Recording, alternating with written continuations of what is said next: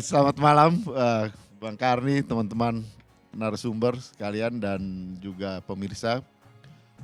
Ya memang sejak hari Senin malam sampai dengan sekarang dan sampai besok itu kami sedang rakernas, rapat kerja nasional partai. Ya poin pembicaraan utama soal persiapan-persiapan ke depan untuk menghadapi Pileg maupun Pilpres. Mengenai nama-nama ya memang beredar berseliweran juga Bang Karni. Banyak nama yang masuk dan hari ini tambah lagi satu nama katanya. Mungkin 40% itu jadi 40% ini karena tadi Mbak Puan sebut tadi mungkin. Di endorse jadi tambah lagi ini.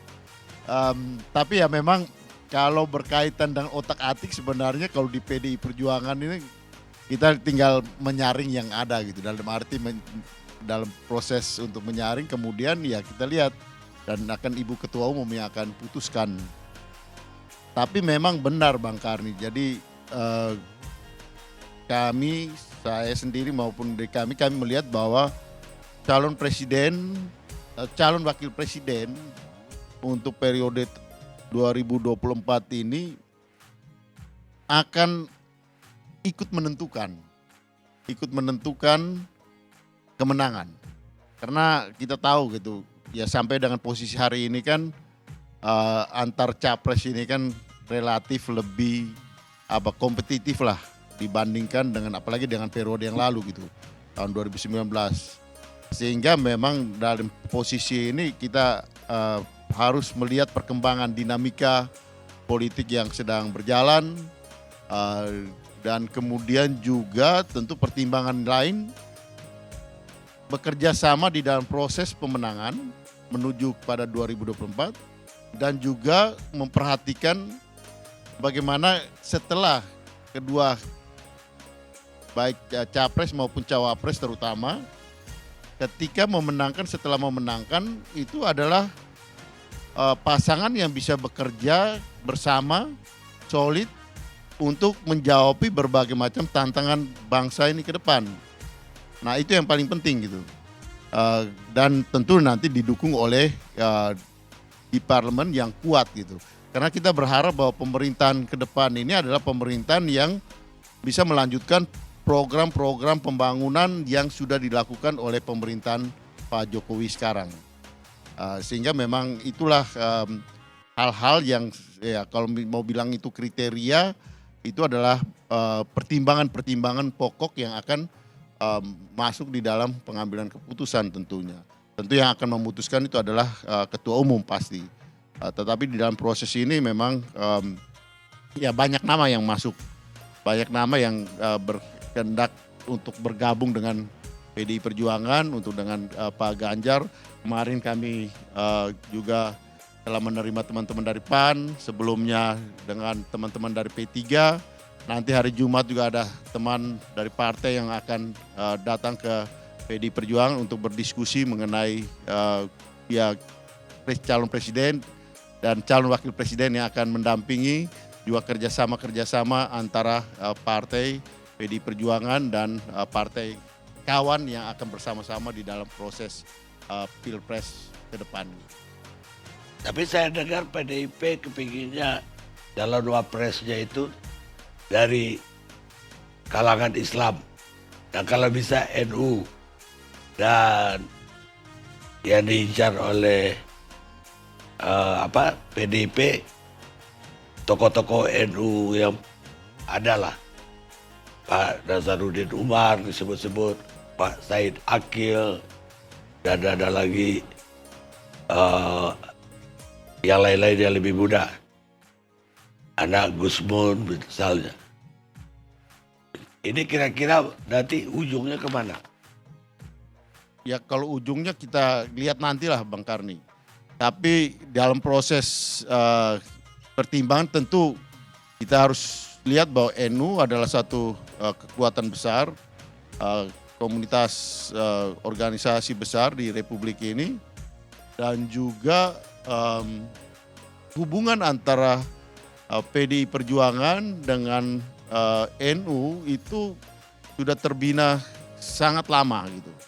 Dan kita tahu beberapa waktu kemarin misalnya Pilpres ketika Ibu Mega dulu tahun 2004 bersama Pak Hasim, kemudian juga di dalam 2 periode terakhir ya Pak Jokowi juga dengan Pak JK itu adalah tokoh Muhammadiyah juga, dan dengan Pak Kiai Haji Maruf Amin juga tokoh NU, sehingga memang kedekatan emosionalnya sudah terkoneksi dengan baik gitu. Dan juga kita tahu bagaimanapun hubungan antara tokoh ya mulai dari Bung Karno dengan Pak Kiai Haji Wahid Hasim, kemudian juga Ibu Mega dengan Gus Dur, sehingga hubungan yang emosional yang cukup lama terbangun ini ya menjadi suatu potensi juga gitu di dalam pertimbangan nanti gitu. Ya, dan karena itu pula saya dengar lamaran dari seperti PAN kemarin langsung nggak laku lah, karena bukan NU. Ya, Dari P3 juga udah lewat. nah, kalau PAN kemarin kan belum jelas menyebut nama sebenarnya. Jadi kalau dengan PAN ini kan juga punya hubungan kekerabatan partai antar partai yang juga bagus gitu. Artinya dengan Bang Jul, dengan teman-teman dengan PAN itu kami berkomunikasi baik gitu. Entahlah kemudian berpasangan dalam Pilpres atau tidak, ya hubungan tetap baik gitu. Tetapi ya tentu ya apa yang diusulkan itu masuk di dalam kancah kalkulasi ya ke depan. Tinggal PAN-nya memastikan siapa yang diusulkan. Karena saya dengar PAN juga belum menyampaikan secara jelas kira-kira siapa yang akan diusulkan. Nanti teman-teman PAN yang lebih paham, Bang Karni. Baik, karena teman PAN itu di sebelahnya Pak Andreas, saya langsung aja tanya temannya PAN, Pak Saleh Daulay. Baik. Terima kasih Bang Karni. Pertama perlu saya sampaikan bahwa Partai Amanat Nasional dalam 2 pemilu terakhir ini, maksud saya yang 2 pemilu terakhir, kita itu tidak beruntung. Artinya calon yang kita dukung itu ya belum beruntung. Waktu itu kita bersama 2 kali dengan Prabowo, konsisten di situ. Nah karena itulah maka Partai Amanat Nasional untuk pemilu yang akan datang itu berharap ya menang gitu. Dan itu semua keinginan dari partai-partai toh. Jadi wajar kalau misalnya Partai Amanat Nasional melakukan penjajakan lebih dalam lagi ke semua partai-partai yang ada. Itu yang pertama harus dipahami. Kemudian yang kedua, dalam proses penjajakan itu Partai Amanat Nasional tentu melakukan konsolidasi internal. Kita melakukan rakernas, undang semua orang-orang dari wilayah, pengurus-pengurus kita, kader-kader kita dengar mereka kira-kira maunya seperti apa. Tentu ada pemetaan-pemetaan itu. Lalu dari rakernas itu dimunculkanlah keputusan-keputusan yang salah satu diantaranya adalah calon-calon presiden, calon wakil presiden yang bisa dan cocok diusung oleh PAN. Lalu diberikan kewenangan kepada ketua umum nantinya untuk menentukan salah satu diantaranya untuk ditawarkan ke partai-partai yang ada. Nah karena itulah maka dalam konteks konsolidasi tadi hasilnya sudah fix, sudah kuat, ini yang kita tawarkan ke partai-partai lain. Oleh karena itulah maka dalam langkah berikutnya yang dilakukan itu adalah menjalin komunikasi dan menjalin persatuan ya dengan partai-partai yang lain dalam bentuk koalisi. Kemarin itu Golkar dan Partai Amanat Nasional mencoba membentuk apa yang disebut KIB, lalu diajak P3 masuk di dalamnya. Jadilah 3 partai ini yang pertama sekali membentuk suatu perhimpunan untuk memenangkan pemilu yang akan datang. Nah di situ tentu masing-masing partai politik juga boleh untuk melakukan penjajakan. Nanti pada akhirnya akan kelihatan bagaimana hasil daripada penjajakan tersebut. Nah sekarang dalam konteks penjajakan itu kami sudah datang ke Prabowo. Jadi bukan hanya ke PDI sebetulnya. Sebelumnya kan kami sudah bertamu dan diterima dengan baik oleh Pak Prabowo dan tentu di sana kita menyampaikan apa yang kita inginkan. Antara lain tentu ya pemilu damai itu udah pasti, pemilu tanpa gaduh pasti. Kemudian kita tidak mau lagi ada kampret, cebong dan seterusnya. Kita menginginkannya pemilunya ya tidak seperti yang lalu lagi ada pembelahan-pembelahan yang tidak perlu. Itu kita sampaikan. Itu dari sisi pesan moral kuat yang akan disampaikan kepada anak bangsa kita. Dan itu tentu harus disampaikan melalui jalur jaringan partai politik yang ada. Nah, di situ tentu ada kesepakatan-kesepakatan juga yang diambil. Misalnya kalau ditanya sudah menyampaikan nama enggak, sebetulnya saya kira udah banyak juga para pihak yang mengerti dan mengetahui bahwa PAN itu kalau untuk mengejar cawapresnya itu yang didorong tentu pertama adalah ketua umum kami, ya Zulkifli Hasan. Tapi di luar itu sebetulnya ada satu sosok yang selama ini dekat dan sering bersama dengan Partai Amanat Nasional, sering menghadiri acara PAN di daerah, dan kita juga sudah menyuarakan ini. Kalau misalnya katakanlah ditanya ada menu untuk cawapres yang akan ditawarkan oleh PAN itu ya Erick Thohir. Jadi Erick Thohir ini sebetulnya sudah disampaikan juga itu dalam berbagai kesempatan. Nah, apakah disampaikan kemarin waktu kita bertemu dengan PDI Perjuangan? Kemarin itu kan ada 2 pertemuan tuh, pertemuan terbatas Ibu Megawati dengan Pak Zulkifli Hasan dan 2-3 orang pengurus inti partai masing-masing. Dan kemudian pertemuan yang secara umum dihadiri oleh pengurus-pengurus partai dari 2 partai ini. Dan di situ sebetulnya kita menjajaki berbagai macam peluang-peluang kerjasama yang saya kira tidak mungkin saya jelaskan satu persatu sini. Tapi pada intinya ada kesepahaman. Jadi kalau Bang Karni menyebut tadi PAN sudah langsung dibuang itu tidak betul juga. Karena PDI Perjuangan dan melalui Ibu Megawati juga menyampaikan nanti akan ada kunjungan balasan dari PDI Perjuangan ke PAN. Jadi untuk melihat titik-titik temu mana lagi yang bisa kita jalin dalam konteks menyongsong pemilu akan datang itu. Nah, kemudian kami juga ternyata kemarin menerima tamu lagi dari Gerindra. Jadi Gerindra datang ke PAN. Jadi ya baru 2-3 hari yang lalu gitu datang dan di sana justru kita juga menceritakan apa progresivitas yang kita harapkan, yang kita dapatkan dari beberapa perkembangan terakhir ini. Jadi ini sebetulnya langkah-langkah serius yang dilakukan oleh Partai Amanat Nasional dalam rangka menyongsong pemilu yang akan datang ini. Dan kita berharap bahwa nanti di antara pasangan calon presiden dan wakil presiden ini, itu nanti muncul pasangan yang kuat yang memang bisa kami dukung dan kami bagian dari pemenangnya gitu. Nah, tapi perlu juga saya sampaikan di sini bahwa dalam rapat harian DPP Partai Amanat Nasional, pleno yang terakhir, itu memang memunculkan juga opsi ya yang disampaikan oleh teman-teman bagaimana agar kita tetap bersama saja di KIB, yaitu Golkar dan PAN, di mana capresnya adalah Pak Erlangga, cawapresnya ada Zulkifli Hasan. Ini kan opsi juga, opsi yang memang selama ini juga sudah masuk akal karena kita kalau berdua saja karena P3 kan sudah fix kelihatannya dengan PDI Perjuangan. Andai kata misalnya yang 2 ini maju, Golkar dan PAN itu suaranya kan 129 kursi. Sementara yang dibutuhkan hanya 115.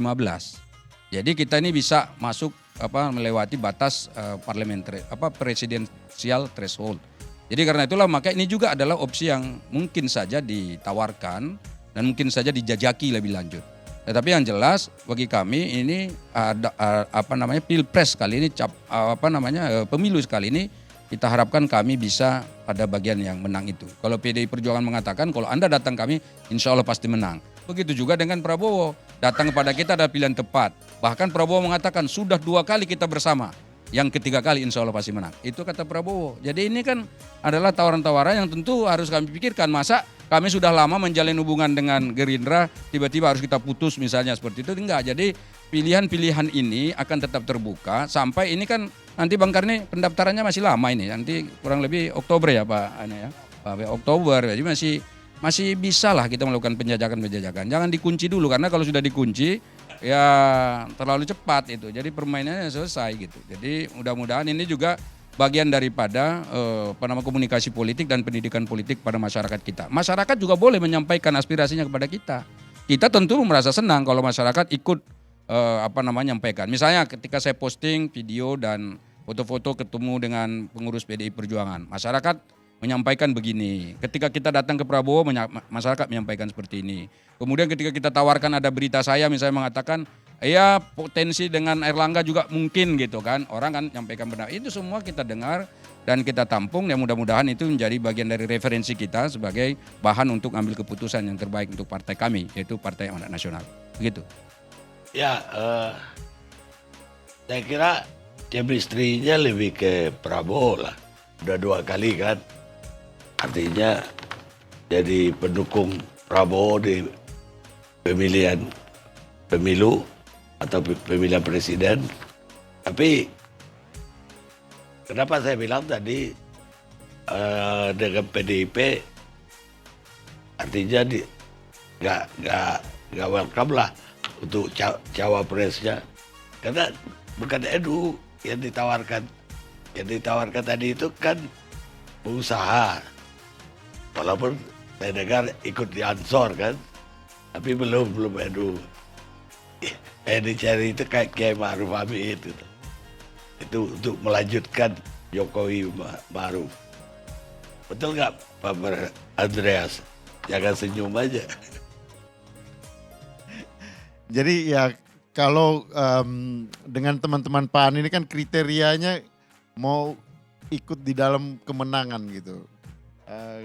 Saya nggak tahu apakah teman-teman PAN ini sudah menghitung benar bahwa kira-kira yang akan menang nih yang mana nih. Saya kira itu yang menjadi pertimbangan teman-teman nih kan, karena saya dengar ini dari beberapa kawan dari awal memang sudah menghitung bahwa ke depan kami ingin menang deh. Kami ingin ikut menang gitu. Makanya ya marilah bersama PDI Perjuangan gitu. Kalau mau ikut menang ya bersama PDI Perjuangan gitu. Jadi itu tawarannya, Bang. Ya tapi mana tahu tahun ini berubah situasi kan. Apalagi kalau PAN nggak jadi merapat ke PDI Perjuangan. Justru yang menang yang lain. Ya kalau ya kan pertimbangannya kan ikut kemenangan kan. PDI Perjuangan yakin menang gitu. Jadi begini Bang. Kenapa? Karena ya saya kira semua juga berharap menang gitu kan.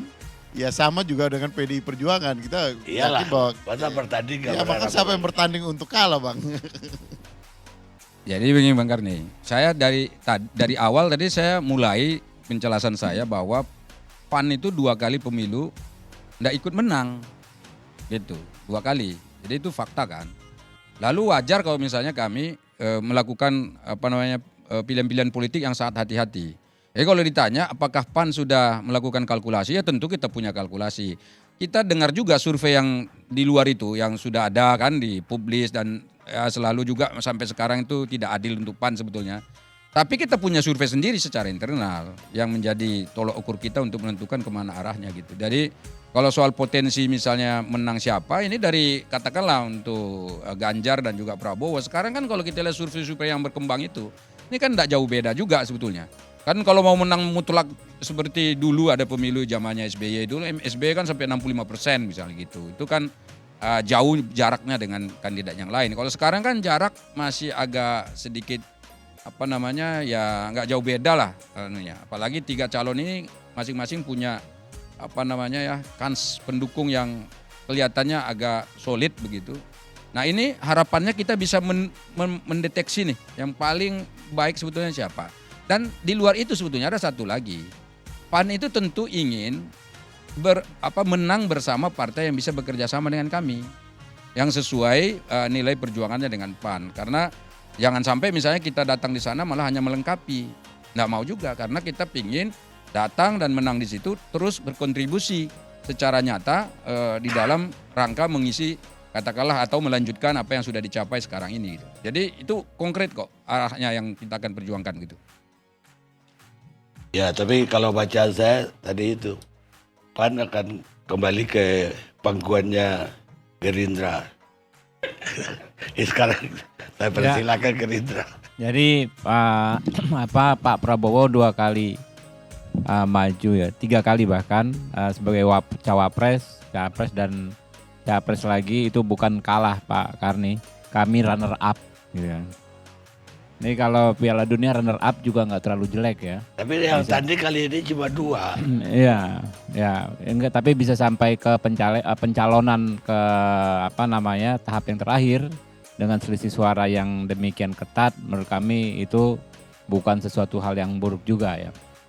Ya, jadi yang jelas begini, kita dengan PAN ini punya sweet memory, Pak. Dan saya rasa sih semua partai, kekuatan politik yang pernah berkoalisi dengan Gerindra, dengan Pak Prabowo semua punya sweet memory. Apa sweet memory-nya adalah bagaimana ya kita berbagi peran secara adil. Ya, berbagi peran secara adil artinya tidak ada dominasi berlebihan ya salah satu pihak. Dan itu pasti nggak akan bisa dibantah. Contoh misalnya koalisi Merah Putih 2014. Waktu itu Partai Gerindra itu kalau nggak salah partai kedua peraih kursi setelah Golkar di koalisi Merah Putih. Dan kalau hitung-hitungannya waktu itu kalau nggak salah untuk posisi ketua MPR pas-pasnya itu untuk Partai Gerindra. Tapi dengan kebesaran hati, dengan semangat kebersamaan, semangat berbagi, ketua MPR waktu itu ke Bang Zul ya, ke Bang Zul. Begitu juga misalnya pimpinan-pimpinan alat kelengkapan dewan di DPR. Koalisi Merah Putih waktu itu kan kita diskusi dan buat kesepakatan di mana ya Pak Prabowo menegaskan kepada kader-kader Gerindra untuk berbagi gitu loh. Jangan serakah, jangan tamak mentang-mentang pimpinan koalisinya, capresnya Pak Prabowo semua pimpinan AKD dinominasi Partai Gerindra. Itu tidak terjadi. Begitu juga ketika orang dulu meramalkan misalnya koalisi Gerindra, PKS, lalu PAN ya, dan ada beberapa partai lain pemilu 2019 bahwa yang akan mendapat kotel efek itu adalah Partai Gerindra yang akan mendominasi kotel efek. Karena capresnya Partai Gerindra Pak Prabowo, cawapresnya pun waktu itu kan sempat menjadi Partai Gerindra ya, anggota Partai Gerindra Pak Sandiaga Uno. Logika elektoralnya semua lembaga survei waktu itu mengatakan kotel efeknya itu ke Partai Gerindra. Faktanya teman-teman bisa lihat baik di lapangan saat kampanye dan lain sebagainya sampai dengan perolehan suara, kotel efek itu terdistribusi sangat-sangat adil ya. Rekan-rekan kami, sahabat-sahabat kami PKS, sahabat-sahabat kami PAN juga mendapatkan kotel efek yang cukup luar biasa dari pencapresannya Pak Prabowo. Jadi semangat berbagi itu bisa kita implementasikan sebetulnya jauh sebelum kita benar-benar berkuasa ya. Semangat sharing ya, kebersamaan itu yang ditunjukkan Pak Prabowo. Dan kalau kita mau lihat ya, memang track recordnya Pak Prabowo sejak beliau di TNI ya, muda, kemudian memimpin partai politik, lalu di Menhan, memang semangat bekerja sama, semangat berbagi itu yang benar-benar dirasakan oleh orang-orang di sekitarnya.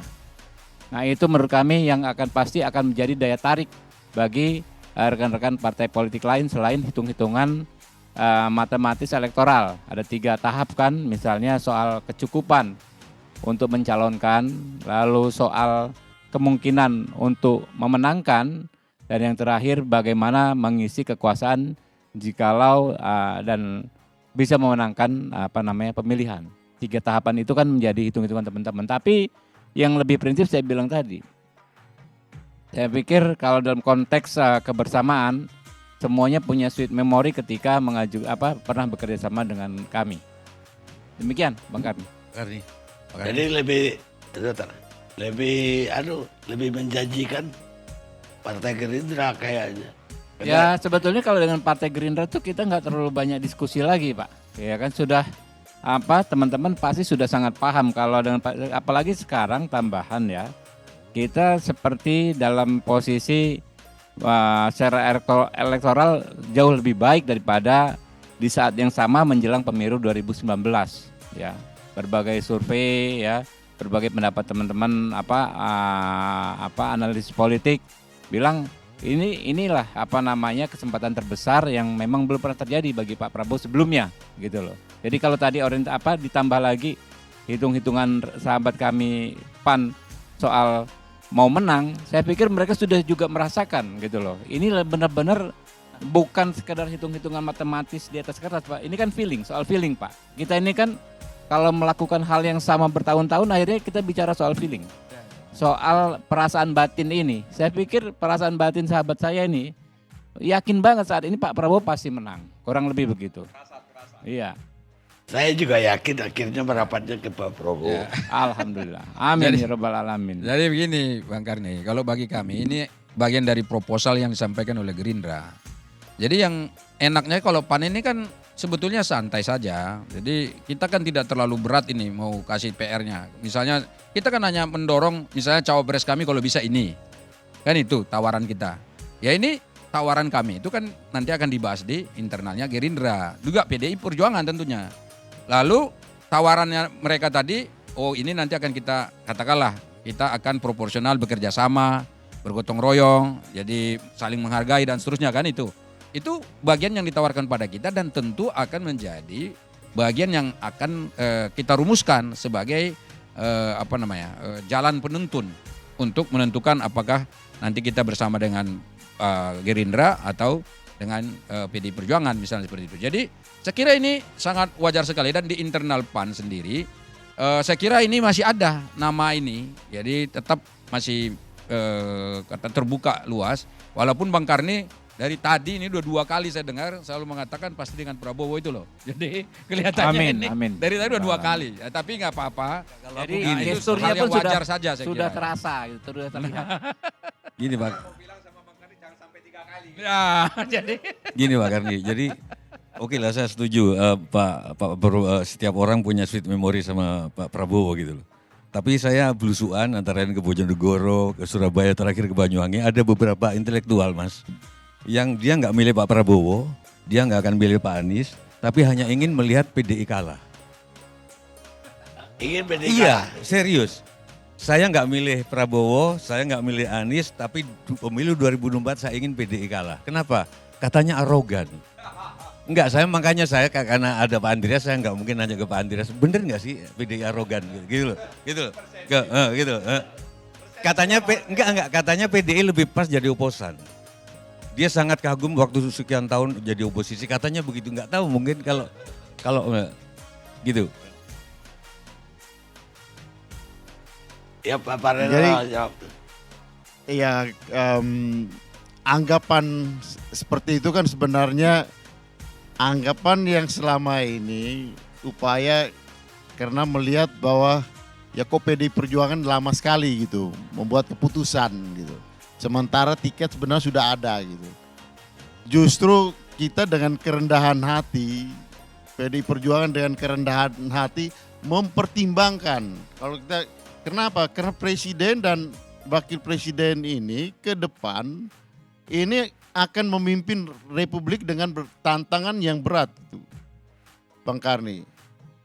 Nah, sementara kalau kamu bilang arogan ini Mas Tejo, Kan saya teman-teman. iya Saya- atau teman-teman yang mau, karena Mas Tejo yang menyampaikan itu, makanya saya menjawab ke Mas Tejo. Kalau bilang arogan sebenarnya yang belum punya tiket pun sudah menyatakan, wah kami punya calon presiden. Bahkan ada yang sudah jauh-jauh hari gitu, tempel di mana-mana calon presiden. Sementara kita tahu gitu, tiketnya belum ada gitu. Nah justru sebaliknya PDI Perjuangan sangat mempertimbangkan itu untuk kepentingan kita semua gitu. Nah inilah saya kira saya harus katakan bahwa anggapan itu tidak benar gitu. Tapi mari kita bersama-sama karena kita juga terbuka. PDI Perjuangan terbuka terhadap teman-teman dengan Golkar, dengan teman-teman PAN, ya dengan Demokrat kan tadi juga Mbak Puan sudah menyampaikan bahwa ya ada juga dari ya Mas AHY juga ada di dalam nominasi yang diusulkan gitu. Tapi Mas kalau Tejo. saya sebagai orang teater ya Pak Andreas, sorry, orang teater kalau lihat bahasa tubuhnya Mbak Puan gitu, waktu deklarasi sama Ganjar kok kayaknya nggak ikhlas gitu loh. Kayak Nggak. kelihatannya gitu loh. Kelihatannya loh kayak kelihatannya loh ini saya bisa salah gitu loh. Ya Mas Tejo kan tahu bagaimana apa situasi yang berkembang. Tapi ya sebenarnya itu original gitu. Dalam arti apa gini. Bahwa ada dinamika itu biasa. Dan termasuk di PDI Perjuangan. Tetapi setelah diputuskan ya sekarang ya kemarin hari ini ya Mbak Puan sangat responsif terhadap apa yang sudah diputuskan gitu. Dan bersama-sama dengan Mas Ganjar, ya mari kita lihat siapa yang akan menjadi wakilnya Mas Ganjar nanti. Dan kemudian itu kita dukung sama-sama dengan seluruh rakyat Indonesia termasuk Mas Tejo juga gitu. Tapi ya untuk PDI mungkin pertanyaan saya terakhir. Kan tiket udah di tangan, udah lama lagi. Kenapa sih harus pertimbangan Ibu Mega lah dalam hal ini? Terlalu lama begitu menentukan siapa calon presidennya. Dan setelah dapat pun, kalau yang lain kan harus tanya koalisinya dulu. Ibu Mega sendirian kok, tinggal sebutkan siapa wakil Ganjar. Ya karena gini Bang Karin, kalau kita mau terbang kan ada flight schedule-nya gitu kan. Kapan jam itu mulai terbang gitu kan. Disitulah kita harus hitung. Tidak mungkin gitu bisa ada waktunya dan itu sampai bulan September kita masih punya waktu untuk itu gitu. Jadi ya tapi pertimbangan soal lama dan tidaknya itu relatif. Karena yang lama belum tentu lebih baik. Tapi yang cepat juga belum tentu lebih baik juga gitu. Oleh karena itu di politik itu kan momentum itu penting Bang Karno. Dalam arti kapan kita tepat memutuskan dan keputusan itu betul, keputusan itu benar. Dan kemudian itu memperoleh akselerasi dukungan dari masyarakat dan itu kita sudah buktikan gitu. Bisa jadi last minute sebelum pendaftaran nanti gitu. Tapi bisa jadi juga di dalam proses berjalan ini gitu. Disitulah poin momentum daripada pengambilan keputusan itu gitu. Nah kalau sendiri kan maksud saya gini, kalau udah putus sekarang, calonnya akan jalan ini kan sudah bisa kampanye. Dan kader-kader juga udah bisa kampanye untuk calon yang dipilih. Sebenarnya proses yang sekarang kita bicarakan ini juga kampanye Bang Karni. Bukan untuk calon presiden dan wapres. Kampanye. Karena selama ini kan sebenarnya kan sudah terbuka gitu kan. Masyarakat kita ini kan sangat terbuka dengan melihat konfigurasi yang ada gitu. Dan begitu dinamis gitu kan. Dan kalau sekarang kan capresnya sudah kelihatan. Nah, makanya saya katakan tadi cawapres itu akan ikut menentukan kemenangan. Dan kita lihat di sini kan dinamikanya kan sangat-sangat kuat gitu. Bang Karin kan tunjukkan hasil ini tadi kan. Salah satu contoh hasil polling yang dilakukan oleh ILC tadi gitu. Nah dinamika ini kan berjalan terus gitu. Sampai dengan flight schedule-nya nanti gitu yaitu tanggal pendaftarannya gitu. Nah kita ambil momentum yang paling baik ketika kapan untuk memutuskan itu dan ini akan terjadi akselerasi. Baik. Sebetulnya Bang Karni begini, ada pertanyaan untuk PDI Perjuangan nih. Kira-kira kalau misalnya ada PDI Perjuangan banyak partai, ya ini kan bagian dari ini juga kan penjajakan. Jadi kalau misalnya ada partai lain mau ikut ke gerbongnya PDI Perjuangan katakan seperti itu. Apakah penentuan cawapresnya itu masih tetap harus Bu Mega gitu? Kalau harus tetap Bu Mega, berarti tiketnya memang sudah dapat tiket sendiri.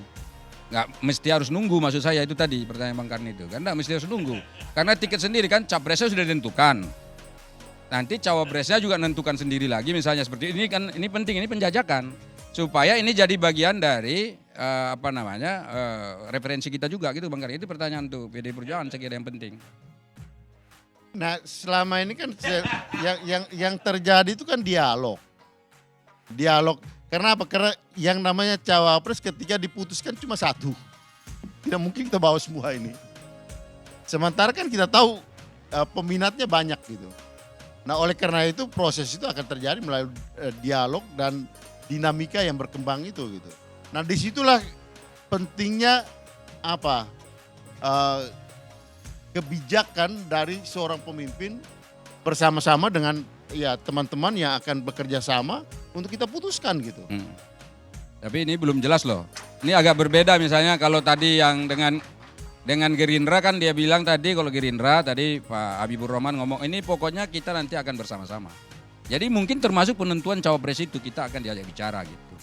Nah ini yang PDI Perjuangan bicara tapi mungkin tetap penentunya Ibu Mega gitu, membicaranya atau seperti apa gitu. Ya, kalau ini di- penting sekali saya kira. Kalau di PDI Perjuangan kan terbukti udah menang gitu. 2 kali udah keputusan itu udah membuktikan gitu bahwa kalau mau ikut menang ya Ikut Bu Mega. Nah ini penting, ini penting sekali. Ini sangat penting sekali gitu loh. Jadi saya kira ini bagus ini saya kira ya. Menang bersama apa bersama menang?